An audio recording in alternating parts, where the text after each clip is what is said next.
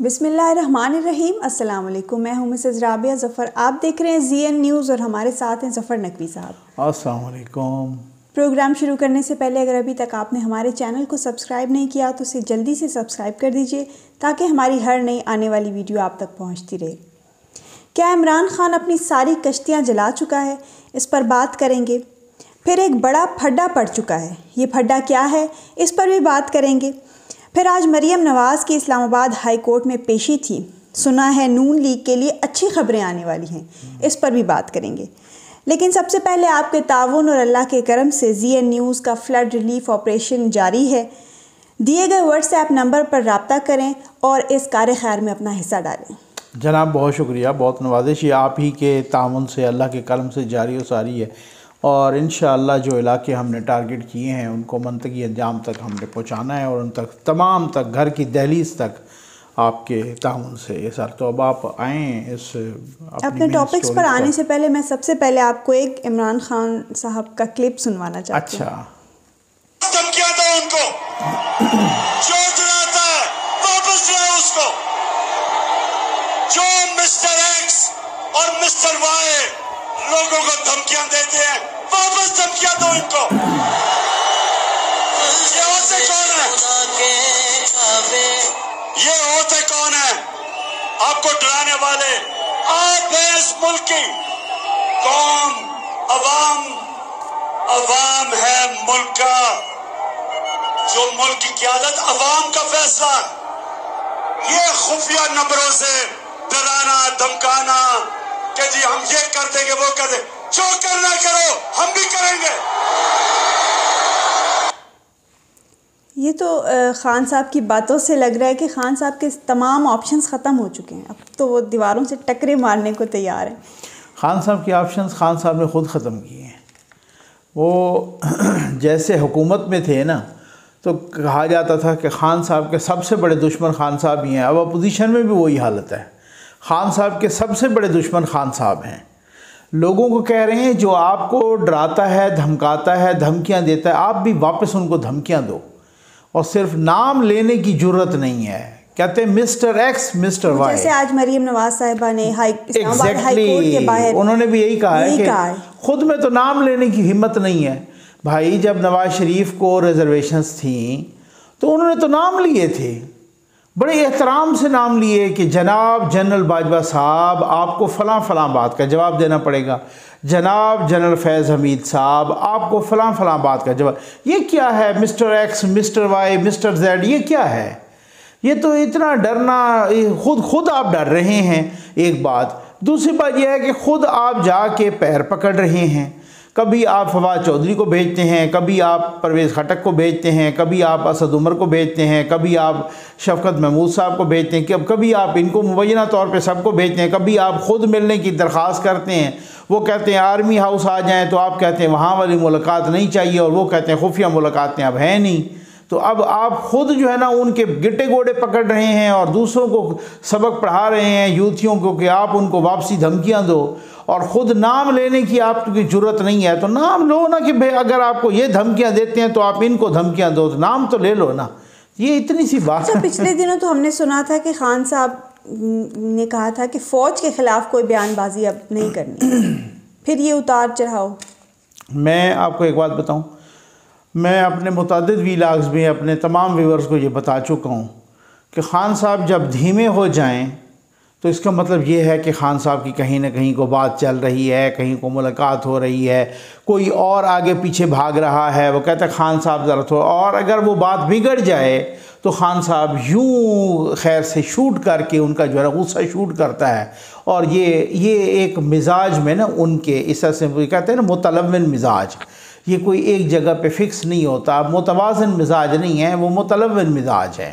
तो खान साहब का मिजाज इस तरह से ऊपर नीचे उतार चढ़ाओ, और ये इसी तरीके से ये करते रहे। खान साहब बिल्कुल एक मैं अब वो बावले का लफ्ज़ तो इस्तेमाल नहीं करूँगा, लेकिन शदीद गुस्से में हैं जनाब। खान साहब का यूँ लग रहा है जैसे खान साहब उस गुस्से के आलम में बाज़-औक़ात वो तवाज़ुन भी खो जाते हैं, और ख़ान साहब बिल्कुल जनाब उनको समझ नहीं आ रही मैं जाऊँ तो जाऊँ किधर। तो ये वाली सूरत हाल। आजकल बहुत से लोग ये सवाल भी कर रहे हैं कि खान साहब को गिरफ्तार क्यों नहीं किया जाता। ये आपका बड़ा ज़बरदस्त सवाल है, और तकरीबन आप यकीन कीजिए कि हमें व्हाट्सएप पे रोज़ाना ये सैकड़ों की तादाद में ये है कि भाई आप इसको गिरफ़्तार क्यों नहीं करते। वीडियो के कमेंट्स में भी यही, हाँ एग्जैक्टली, वीडियो के कमेंट्स में भी यही होता है कि गिरफ़्तार इसको क्यों नहीं किया जाता। भाई बात तो ये, एक बात तो बिल्कुल ठीक है कि आप शहबाज गिल को गिरफ़्तार करो, आप फलां को गिरफ़्तार करो, आप किसी अरसलान खालिद को गिरफ़्तार करो, आप किसी और को गिरफ़्तार करो, उस सारी गिरफ़्तारियों के ताने बाने उधर जाते हैं। ये अभी शौकत तरीन की जो ऑडियो आई थी, उन्होंने ख़ुद कहा कि ये फ़ैसला तो इमरान ख़ान की क़यादत में हुआ है कि हम IMF को ख़त लिखेंगे। शहबाज गिल कौन है? शहबाज गिल की ज़ाती क्या हैसियत है? शहबाज गिल अगर आज से 10 साल पहले उसको कोई जानता नहीं था, 5 साल पहले कोई नहीं जानता था, इनकी हुकूमत से पहले कोई नहीं जानता था। शहबाज गिल इनके चीफ़ ऑफ स्टाफ हैं, इस वजह से उनको पकड़ा गया, और इस वजह से कि वैसे बाकियों को जो सोशल मीडिया के सेल के लोगों को पकड़ा जाए तो क्यों पकड़ा जाए? भाई आप मास्टरमाइंड को पकड़े ना, आप उनको पकड़ेंगे। भाई ये हम भी कहते हैं, लेकिन अब जहाँ कहीं कोई इधर उधर यहाँ बड़े बाखबर लोगों से बात जब होती है ना, तो वो कहते हैं नकवी साहब आप ख़ुद समझदार हैं, देखें।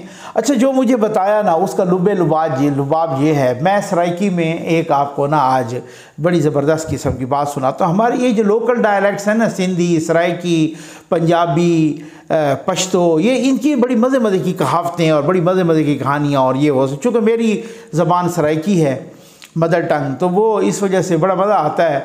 वो कहते हैं कि जनाब मैं उर्दू और सराइकी को मिक्स करके सुनाऊंगा कि वो एक मलंग के ना कमीज़ के दामन पर एक जूं चढ़ गई। ठीक हो गया ना, ये जूं लाउस, या जिसका प्लूरल जो है ना लाइस है इसका, तो वो जनाब वो फिर जो है ना, अच्छा मैं आपको इस सराइकी में उसका जो जूं का वो हमारी सराइकी में जो उसका मेल है ना उसको रिंड बोलते हैं। अब वो रिंड से मुराद ये है कि जैसे मैं खाने वाला रिंद होता है ना, अब उस दाल की जगह डाल लगा दें तो वो रिंड हो जाएगा। अच्छा, वो रिंड चढ़ गया मलंग के कमीज़ के दामन पे, तो उसे वो कभी यूं करे कमीज़ को, कभी यूं करे कमीज़ को, कभी यूं करे तो वो उधर जाए तो उधर करे तो उसको। किसी ने कहा उसे को, उस बंदे को मलंग को कि यार मलंग अब इसको जो है ना अब मार दे यार, या गिरा दे, ये क्या कर रहा है। तो मलंग ने पता है उसे क्या जवाब दिया? मलंग ने उसे जवाब दिया कि मैं इसको टोर के मरे सा, यानी मैं इसे टोर के मारूंगा, चला के मारूंगा, थका के मारूंगा, ठीक है ना। मैं इसे, तो मेरा ख्याल है कि इस वक्त जिनको वो गद्दार कह रहा है उनकी सिर्फ चुप ही इनको थका रही है। वो आगे से जवाब ना दें तब भी खान साहब, अच्छा किसी को ना इग्नोर किया जा रहा, किसी को इग्नोर किया जा रहा हो ना तो वो और भी ज़्यादा मच्छर जाता है। और गवर्नमेंट की भी यही पॉलिसी है कि भाई यार वो बयानिया वो भी धड़ाम से गिर गया, वो सारा कुछ अब मकबूलियत के ग्राफ शराब भी अब जल से भी छोटे होने लगे, तो खान साहब ने में एक तजब्जब सा पैदा हो गया है। तो बात यह है कि वो उनको थका के मारना चाहते हैं। उनकी वो भी बड़े तजर्बाकार लोग हैं यार, वो भी कोई इस तरह से नहीं है 35 सालों से हुक्मरानी कर रहे हैं, तो वो इक़्तिदार में हैं और सियासत में भी हैं। तो खान साहब कुछ भी हो ना, मैं आपको एक बात बता दूं आपके अगले सवाल पे आने से पहले, चाहे वो आपकी निजी ज़िंदगी है, चाहे आपकी वो सियासी ज़िंदगी है, चाहे आपकी वो सरकारी ज़िंदगी है, मुलाजमत की है, प्रोफेशनल लाइफ है, कुछ भी है ना, आप जहाँ पे आप टेम्पर लूज करेंगे नुकसान आपका अपना होगा, ये आप ये याद रखिएगा। इसी स्टोरी का एक आखिरी सवाल है कि खान साहब इतना बेचैन क्यों हैं? मतलब वही कि ये आपके आज बड़े टेक्निकल सवाल हैं। खान साहब बेचैन इस वजह से खान साहब ने इलेक्शन मांगा, उनको मिला नहीं मिला ना, ठीक है। खान साहब ने इलेक्शन मांगा जी मुझे हर सूरत में अक्टूबर में इलेक्शन दो, नहीं मिला, ना हो गई। अब वो उनको पता है कि अब इलेक्शन अगले साल होगा। भाई यार यहाँ पे 72 घंटे में सूरत हाल चेंज हो जाती है, कौन जीता है तेरी जुल्फ के सर होने तक, ठीक है ना। अब उसमें बात ये है कि अब वो खान साहब को वो कह रहे हैं कि जी अगले साल, तो खान साहब कहते हैं यार अगले महीने का नहीं पता क्या होता है, यहाँ पर मेरी मकबूलियत धड़ाम से गिर जाए। तो दूसरी बात, खान साहब कभी ऐसा भी हुआ है कि कोई अपोजिशन लीडर या अपोजिशन का रहनुमा उसने जनाब ऊधम मचाया हो कि मेरी मर्ज़ी से जो है ना आर्मी चीफ लगेगा, भाई अगर जो वज़ीर आज़म होता है वही लगाता है अपनी मर्ज़ी से, ठीक है ना, उसका प्रेरोगेटिव होता है, उसका डिस्क्रिशनरी पावर्स होती हैं, उसकी सवाबदीदी अख्तियार होता है कि वो वज़ीर आज़म लगाता है। पाकिस्तान की आप 75 साल तारीख़ में देखें कि कहीं अपोजिशन लीडर ने यूँ समझ लें कि उधम मचा रखा हो कि जी मेरी मर्ज़ी से आर्मी चीफ लगेगा। ये कौन सी बेवकूफ़ी है, ये कौन सा कोई लॉजिक है, इसमें आप मुझे बता दें। तो वो अब वो कर रहे हैं, उनकी मर्ज़ी का वो को लग रहा है, कोई नहीं लगा। तो खान साहब की बेचैनी अब आपको समझ आ रही होगी कि खान साहब ने इलेक्शन मांगा, नहीं मिला। खान साहब ये कहते हैं मेरी मर्ज़ी का आर्मी चीफ लगाओ, वो भी नहीं लग रहा। तो भाई बेचैन तो फिर होना है ना। खान साहब को ये पता है इलेक्शन अगले साल होने हैं, तो खान साहब के जलसे भी छोटे होने लगे हैं। तो वो सारी चीज़ें ना, ये फिर ये सूरत हाल इसमें। आ जाते हैं अपनी दूसरी स्टोरी पर। ये जो बड़ी लड़ाई की खबरें आ रही हैं, सुना इमरान खान और परवेज़ इलाही में ये लड़ाई है। हाँ, ये फटा क्या वजह है? ये फटा पड़ गया है। और ये फटा 2 दिन पहले बनी गाला में इजलास भी हुआ और इसमें PTI के वज़ीरों ने इमरान खान से काफ़ी शिकायतें की, शिकायतें लगाई, और उन्होंने शिकायतें लगाई परवेज़ इलाही की, ठीक है ना। ये होना था, ये अननेचुरल इत्तेहाद है भाई। 10 बंदों को, जिनके 10 वोट थे, उनको आपने वज़ीर आला बना दिया, बनाना पड़ा। अच्छा, फिर 10 वालों को, ये कहीं भी हो, ये अगर नून में भी कल को इस तरह का सिलसिला पहले हो जाता है या बाद में हो जाता है ना, ये सिलसिला चलेगा, ठीक है ना, ये पक्की बात है। ये एक अननेचुरल सी बात जहाँ पर भी होगी ना, वो उधर ये गड़बड़ होगी। 10 लोगों वालों को आपने वज़ीर आला बना दिया, अब उनको वज़ीर आला बना, जो आपके बाकी जो 10 हैं वो वैसे ही हैं, ठीक है ना। अच्छा, उनको परवेज़ इलाही ने किस तरह से ठंडा किया हुआ है अपने 10 लोगों की, वो छोड़ने के लिए तैयार हैं, उनके वो काम कर रहे हैं। और जो PTI के वज़ीर हैं उनके काम नहीं करते। PTI के वज़ीर जो सूबाई वज़रा हैं वो जनाब इमरान खान से यहाँ पर आते हैं मिलने के लिए, और पिछले दिनों में, ये 2 दिन पहले मिलने के लिए उन्होंने शिकायतों के अंबार लगा दिए, जी परवेज़ इलाही तो हमारी सुनता ही कोई नहीं है। अब उसके बाद उन्होंने परवेज़ इलाही को गुजरात तक महदूद कर दिया, यूँ समझ लें। सीनियर वज़ीर को कह दिया कि जी आप सारा संभालें, और ये सारा। तो ये फड्डा जो है ना, ये बड़ा शदीद होता जा रहा है। ये एक अननेचुरल अलायंस था। इस अलायंस की कोई नेचुरल कोई हैसियत नहीं थी, कोई कुदरती हैसियत नहीं थी। इस वजह से ये एक मसनूई किस्म का अलायंस था, मसनूई सांसों पे चल रहा है। और मसनूई सांसें जब तो टूटी तो फिर ये, और ये बहुत गड़बड़ है इस वक्त, बहुत गड़बड़ है। क्योंकि वो वज़ीर, अब वो जो वज़ीर दाखिला हैं, वो जो सीनियर वज़ीर हैं, वो पुलिस को एक आर्डर दे देते हैं, परवेज़ इलाही साहब दूसरे आर्डर दे देते हैं। उनके बेटे वो मुनस इलाही, जो मतलब जिनको ये PTI वाले निका डाकू बोलते थे, वो जनाब वो एक तीसरा आर्डर दे देते हैं। तो भाई बात ये है कि इस वक्त एक खींचातानी सी लगी है ना। खींचातानी में फिर वो आपको पता है एडमिनिस्ट्रेशन तो नहीं हो सकती, गवर्नेंस तो नहीं हो सकती, सूबे की आवाम का तो नुकसान ही नुकसान है ना। तो फिर जब इस खींचातानी में, इस इंतशार में, तो वो किसी किस्म की ना इकानमी हो सकती है ठीक, ना कोई गवर्नेंस हो सकती है, ना कोई एडमिनिस्ट्रेशन ठीक हो सकती है। ये वाली सूरत है। अच्छा, दिलचस्प बात यहाँ ये है कि चौधरी परवेज़ इलाही की PDM और नून लीग से भी बातचीत हाँ बिल्कुल। अच्छा, ये मुझे कुछ ज़्यादा ही दिलचस्प लगी। पहले तो ये बताया जा रहा था ना कि यार उनके कोई अपने लोग हैं जो PTI के इस तरीके से मसला, तो उनका वो भी हैं, और काफ लीग के भी लोग हैं जो कि चौधरी शुजात साहब से। अब सुना है कोई इस तरह की भी बातें चल रही हैं कि चलें परवेज़ इलाही से कोई कम अज़ कम जो है ना, कोई ऐसा सिलसिला हो जाए कि जनाब उनको भी एक अकोमोडेट करें। ज़रूरी नहीं है कि उनको वज़ीर आला बना दिया जाए, उनको कुछ और कोई ओहदे दिए जाएँ, और बाकी भी मिनिस्ट्रीज़ और ये वो और सारा कुछ। तो बहरहाल वो एक अभी प्रीमेच्योर है, लेकिन इतनी प्रीमेच्योर भी नहीं है। अब लोग तो बहुत सारी बातें कर रहे हैं कि जनाब बस हमारी हुकूमत आई कि आई, और सीनियर 30 सितंबर से पहले पंजाब में तब्दीली आई। हाँ, ये बिल्कुल, ये आपने ठीक कहा, ये खबरें चल रही हैं। बल्कि खबरें क्या चल रही हैं, ये नून लीग के वज़ीर ख़ुद कह रहे हैं, और निजी महफिलों में तो वो बहुत ही वाज़ेह तौर पे कह रहे हैं, और TV पे आके भी कह रहे हैं। और उसमें कौन, मतलब ख्वाजा आसिफ साहब शामिल हैं, राना सनाउल्लाह साहब शामिल हैं, अता तारड़ साहब शामिल हैं, अज़मा बुखारी साहबा शामिल, तो बहुत सारे लोग शामिल हैं जो ये कह रहे हैं कि अच्छा, भाई ये CCPO लाहौर गुलाम मोहम्मद महमूद डोगर की खिदमात वापस क्यों ले ली गई? मरकज़ ने वापस ली हैं खिदमात, इसलिए हाँ, वफाकी हुकूमत ने वापस ली हैं। CSS ऑफिसर है ना, तो वो उनका वो ले सकते होते हैं। क्यों? अब आपका सवाल है कि क्यों ली है, वापस ली गई? उन्होंने, अब आईजी ने इनकार कर दिया था कि मैं मियां जावेद लतीफ़ पर और मरियम औरंगज़ेब साहबा पर, इन पर मैं दहशतगर्दी का पर्चा नहीं काटता, ठीक है ना। आईजी ने इनकार कर दिया, दहशतगर्दी का ये बनता ही नहीं है और दहशतगर्दी और ये पर्चा मैं नहीं काटता। आईजी ने इनकार किया तो सीसीपीओ लाहौर ने आगे शाह से ज़्यादा शाह की वफादारी की और उन्होंने कहा जी मैं काटूंगा। अब उनको खुडे लाइन लगा दिया है मरकज़ ने, कि उन्होंने कहा आप काटोगे ना तो आप खुडे लाइन लग गए हो। तो अब उसको खुडे लाइन लगा के तो अब उधर कौन लगाते हैं, उनकी खिदमात उन्होंने वापस लेनी है। तो वो चूँकि एक CSS ऑफिसर थे, CSS करके आए CSP ऑफिसर, तो वो इस वजह से उनको खुडे लाइन लगा दिया गया है। आ जाते हैं अपनी लास्ट स्टोरी पर। आज मरियम नवाज साहिबा की इस्लामाबाद हाई कोर्ट में पेशी थी। ठीक है। अगली पेशी 29 सितंबर को है। इतना कम गैप, और फिर हमने जजेस के रिमार्क्स भी देखे, तो इससे तो लग रहा है कि मरियम नवाज साहिबा के लिए अब अच्छी खबरें आने वाली हैं। अच्छी खबरें आने भी चाहिए। मैं समझता हूँ आप किसी की पगड़ी उछालें, आप किसी की इज़्ज़त ख़राब करें, आप किसी को इंतकाम का निशाना बनाएं, अब आओ ना मैदान में आओ ज़रा नैब वालों, अब आओ ना। झूठे मुकदमे जो बनाए गए हैं तो अब तो बार बार आपको मौका मिल रहा है कि आप आज जो हालत नैब की है, दोनों जज साहबान ने इस्लामाबाद हाई कोर्ट के जस्टिस मोहसिन अख्तर कियानी और जस्टिस आमिर फ़ारूक साहब ने, ठीक हो गया ना, उन्होंने, तो क्या अब मसला ये है, वो कहते हैं कि पहले ये तो साबित करें ना कि फ़्लैट नवाज शरीफ ने ख़रीदे। मरियम नवाज़ पे क्या इल्ज़ाम है जनाब? मरियम नवाज़ पे कि इन्होंने एआनत की है। नवाज भाई वो पूछा जो है भाई मरियम नवाज़ पे इल्ज़ाम क्या है, उन्होंने कहा कि इन्होंने मदद की है अपने वालिद की मदद की है, एआनत की है, ठीक है। अच्छा, उन्होंने कहा अच्छा एआनत जो की है, अब पहले तो ये साबित करो ना कि नवाज शरीफ ने ये फ़्लैट ख़रीदे हैं।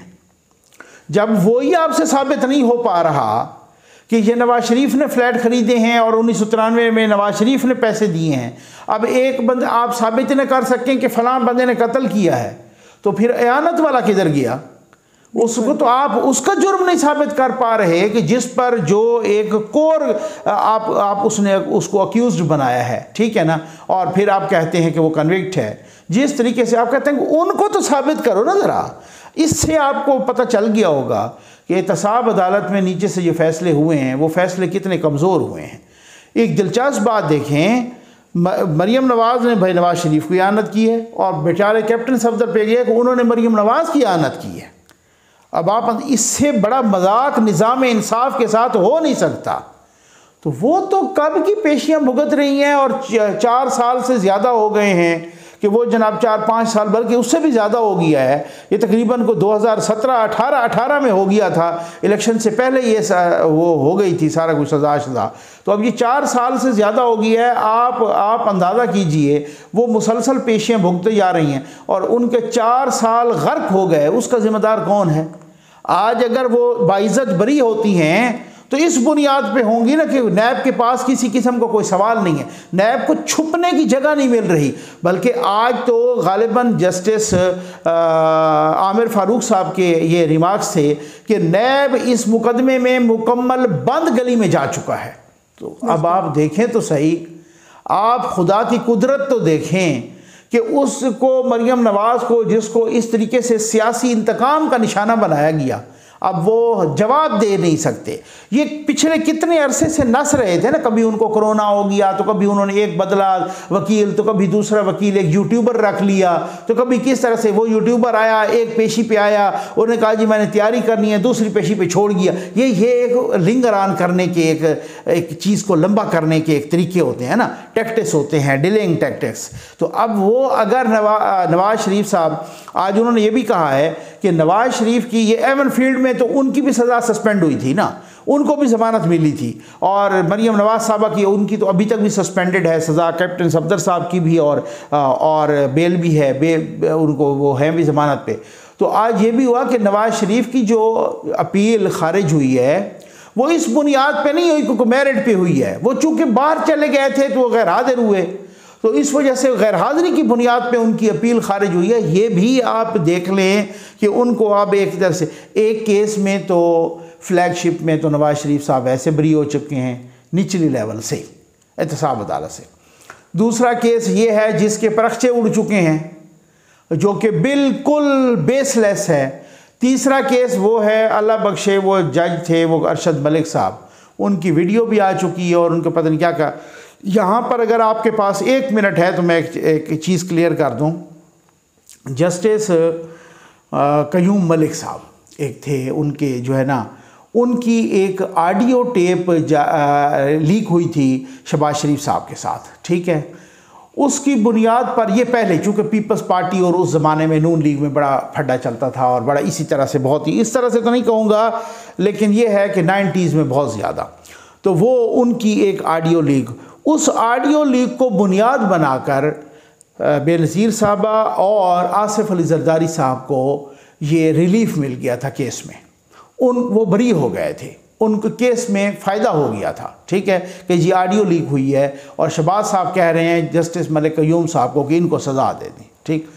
अब ऑडियो तो छोड़ दें, अब तो अरशद मलिक की वीडियो आ चुकी है। अरशद मलिक अल्लाह को प्यारे हो चुके हैं। अरशद मलिक को इस बुनियाद पर, इसी बुनियाद पर लाहौर हाई कोर्ट ने सस्पेंड नहीं, टर्मिनेट किया था, उसको नौकरी से फारिग किया था। जज नौकरी से फारिग हो गया है। जज की अपनी वीडियो आ गई कि मुझ पे प्रेशर था, मैंने इस वजह से नवाज शरीफ को सज़ा दी है, सज़ा बनती नहीं थी, ये उसकी वीडियो मौजूद है, ठीक है, लेकिन फिर भी सज़ा मौजूद है। तो ये इनके जो तीनों मुकदमात है ना, केसेस, ये इन मुकदमात को उस वक़्त हमें याद है ख्वाजा हारिस साहब इकट्ठा करना चाह रहे थे कि एक ही दफ़ा सुने, उन्होंने तीन, क्योंकि आपको पता है ना उस वक़्त बहुत सारे पीछे चाबियां घुमाने वाले थे ना, तो उस वक़्त उन्होंने कहा नहीं जी इनको अलग अलग करें ताकि एक केस में बरी हो तो दूसरा, दूसरे में बरी हो तो तीसरा, इस तरह से 4-5 साल जो है ना हम निकाल लें। तो ये तो मैं समझता हूँ कि जब मरियम नवाज साहबा बरी होती हैं तो किसी का एहसान नहीं है अगर उनको इंसाफ मिलता है, उल्टा ये नैब को लटकाना चाहिए। उल्टा वो जो चाचा चुमा चट्टी था ना, वो पिछला नैब का चेयरमैन, उसको उल्टा लटकाना चाहिए कि ये क्या सूरत हाल और ये क्या तमाशा बनाया है कि किसी के आप ज़िंदगी के 4-4, 5-5 साल इस तरीके से तबाह बर्बाद कर दें, उसकी इज़्ज़त का जनाजा निकाल दें कि जनाब इन्होंने ये तो करप्शन की है, इन्होंने तो फलां किया, ये किया। नैब को इससे डबल जुर्माना होना चाहिए। ये वो सूरत हाल है और लग यही रहा है कि बहुत अच्छी खबरें, कोई मुझे तो, मैंने कुछ लोगों से बात की, वकला से, कुछ कोर्ट रिपोर्टर से भी, कुछ लोग जो मतलब वहाँ पे रेलिवेंट लोग भी हैं, उनकी अपनी असेसमेंट थी, मुझे तो नहीं पता, बाखबर लोग भी जो हैं, तो वो कह रहे हैं कोई 1-2 पेशियाँ और लगी तो बस मेरा ख्याल है मरियम नवाज साहब बाइज़्ज़त बरी हो जाएगी। इसलिए पेशियों में गैप अब जी बिल्कुल कम हो रहा है। बिल्कुल आज के प्रोग्राम में इतना ही। उम्मीद है आपको आज का प्रोग्राम पसंद आएगा। अपना फीडबैक ज़रूर दीजिएगा। अल्लाह हाफिज़।